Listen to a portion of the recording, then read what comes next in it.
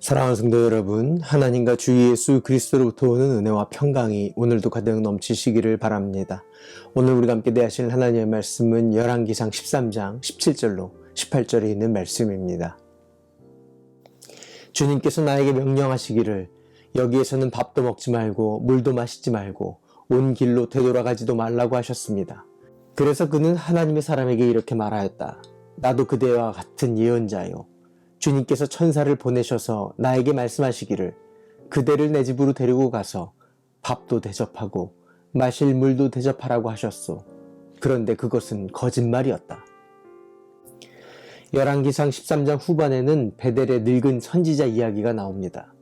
유다에서 온 하나님의 사람은 베델에 와서 여로보암의 잘못을 지적하고 돌아가는 길이었습니다.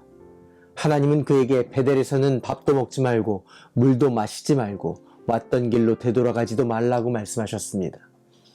그는 왕의 초대도 거절하며 말씀을 지켜서 돌아오는 길이었습니다. 그런데 베델의 늙은 선지자가 유다에서 온 하나님의 사람을 속이며 나도 선지자요.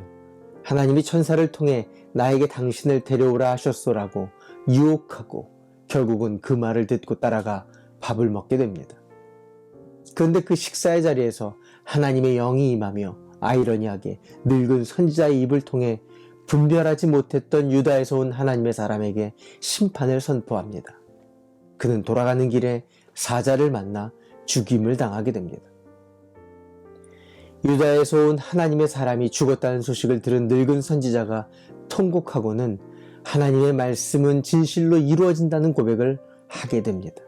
결국 유다에서 온 하나님의 사람의 죽음은 그가 하나님의 말씀을 어긴 것에 대한 심판을 보이며 그보다 더 크게 악을 저지르고 있는 여로보암의 죄와 하나님의 말씀을 쉽게 여기며 타협하고 있는 여로보암의 선지자들의 죄를 깨닫게 하신 것입니다. 사랑하는 성도 여러분, 하나님은 살아계시고 말씀하시는 하나님입니다. 오늘도 수많은 하나님의 말씀과 사람들을 들어서 하나님의 살아계심을 말씀하고 증거하고 계십니다. 그 말씀을 듣고 하나님의 사람으로 승리하는 말씀의 사람들 되시기 바랍니다. 기도하겠습니다. 살아계신 하나님, 수많은 스승을 보내시고 그들을 통해서 살아계신 하나님을 보이시며 말씀하실 때 내 생각과 세상에 끌려가지 않고 성령께서 주시는 말씀으로 분별케 하옵소서. 예수님의 이름으로 기도합니다. 아멘. 오늘도 주의 보혈과 성령으로 충만한 하루 되시기 바랍니다. 화이팅!